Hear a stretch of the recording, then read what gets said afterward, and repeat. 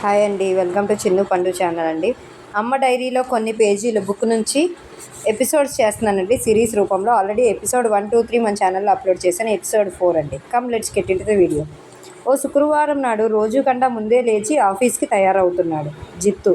వంట ఇంకా పూర్తవ్వలేదా టెన్షన్ పడుతుంటే బయట తినేస్తా అని చెప్పాడు. నేను వెళ్తున్నా షూ వేసుకుంటూ హాల్లోంచి అరిచాడు. సాయంత్రం త్వరగా వస్తావా, శుక్రవారం కదా, ఏ సినిమాకో మాల్కో వెళ్దాం, చాలా రోజులైంది, గీత కూడా వస్తానంది. వర్షం పడేలా ఉంటే బట్టలన్నీ లోపలికి తెస్తూ అడిగాను వాడిని. ఆఫీస్ చికాకులో ఉన్నాడో నిజంగా కోపంలో ఉన్నాడో కానీ గట్టిగా అరిచేశాడు నా మీద. రోజు రోజుకి నీ పిల్ల చేష్టలు ఎక్కువైపోతున్నాయమ్మా. కాలేజ్ స్టూడెంట్స్లా సినిమాలు షికార్లు ఏంటి? ముందు ఆ గీతాన్ని రానివ్వకుండా ఉండాలి ఇంటికి. ఎలాగో అమ్మ లేదు, నాన్న ఏం చేసినా ఏమీ అనడు, అడిగేవాడు లేడు, నీకైనా తెలియాలి కదమ్మా. రేపు తన పీజీ చేయడానికి వేరే చోటకి వెళ్ళిపోతే ఏం చేస్తావు? ఈ వయసులో ఎందుకు నీకు జీన్సులు అవి? నీ వయసు వాళ్ళతో స్నేహం చేసుకోక. అమ్మవి పైగా స్కూల్ ప్రిన్సిపల్వి. నీ స్కూల్ పిల్లలు స్టాఫు నేను బయట చూస్తే ఏమనుకుంటారు? ఇవాళ రేపో నాకు పెళ్ళైతే కొన్నాళ్ళకి నానమ్మ కూడా అవుతావు. ఇకనైనా తెలుసుకుంటే మంచిది అని అరిచి ఆఫీస్కి వెళ్ళిపోయాడు. నాకేం చెప్పాలో అర్థం కాలేదు. స్కూల్కి వెళ్ళాలనిపించక సిక్ లీవ్ చెప్పేశాను. ఎంత ఆపుకుంటున్నా కన్నీళ్ళు ఆగట్లేదు. అమ్మకి ఫోన్ చేసి మాట్లాడాలనిపించింది, తాను ఫోన్ ఎత్తలేదు. జిత్తు అన్న మాటలు నిజంగా జీర్ణించుకోలేకపోతున్నాను. నా పెంపకం లోపమా లేక నిజంగా వాడు అన్నట్టు నేను తప్పు చేస్తున్నానా అర్థం కావట్లేదు. ఆలోచిస్తూ అలాగే సోఫాలో నిద్రపోయాను. మధ్యాహ్నం వంటగదిలో చప్పుడికి మెలకువ వచ్చి చూస్తే గీత. ముందు వెళ్ళి మొహం కడుక్కొని రండి అని టవల్ ఇచ్చి బాత్రూంలోకి పంపింది. వచ్చేసరికి వేడివేడి అల్లం టీ నా ముందు పెట్టింది. టీ ఒక సిప్ చేసి నేనేదో చెప్పబోయాను. షూ, మాట్లాడకుండా టీ తాగండి. అయినా జిత్తు అరుపులు మా ఇంటి వరకు వినిపించాయి. ఈ చెవితో విని ఆ చెవితో వదిలేసా.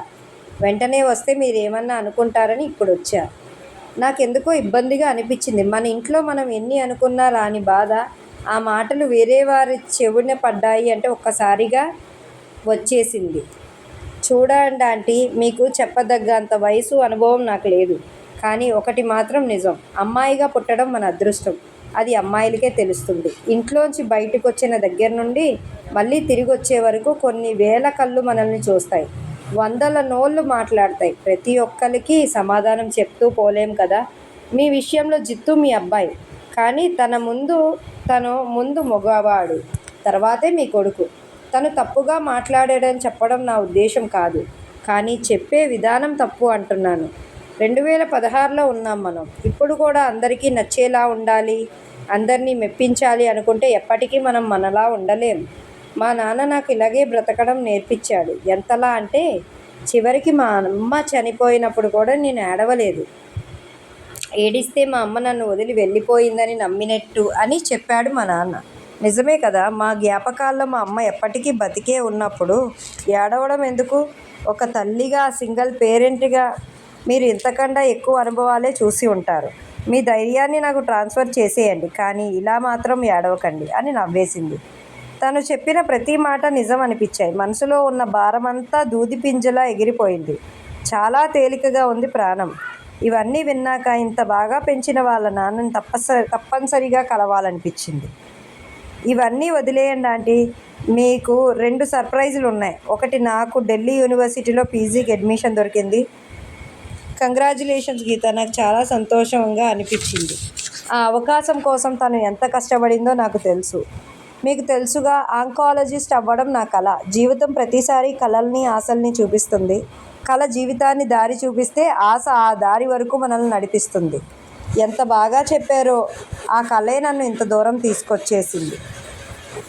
దేశంలో ఉన్న అందరూ క్యాన్సర్ పేషెంట్లని నేను కాపాడుకోలేకపోవచ్చు, కానీ నాలాంటి మరో గీత తనకి కావాల్సిన వాళ్ళని పోగొట్టుకోకుండా కాపాడగలిగితే చాలు.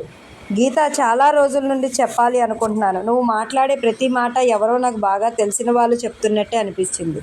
బహుశా మనకి గత జన్మలో ఏమన్నా పరిచయం ఉందేమో. ఈ ఒక్క సర్ప్రైజ్కే నా కడుపు నిండిపోయింది ఉండబట్టలేక అనేశాను.